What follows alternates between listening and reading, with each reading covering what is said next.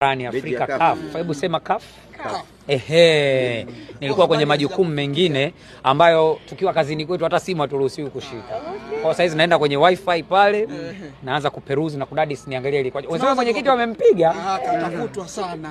Kavutwa sana. Sky wameingilia kati pale. Hashim, sisi nataka kufahamu kwamba timu inapokuwa haifanyi vizuri nani anatakiwa kulaumiwa zaidi? Ni viongozi au timu isipofanya vizuri timu nzima inatakiwa kuwajibishwa.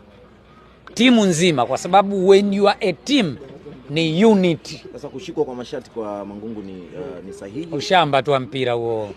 Huo ni ushamba wa mpira.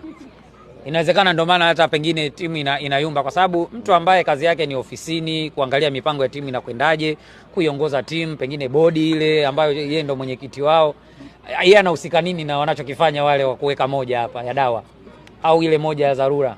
Wanahusika nini? Kwa sababu kitendo cha mpaka polisi kuingilia kati na kumtoa Mangungu mwenyekiti katikati ya mashabiki ilikuwa ni kama kufanya kuonesha kwamba Mangungu ndo anasababisha. Ngoja nikwambie kitu.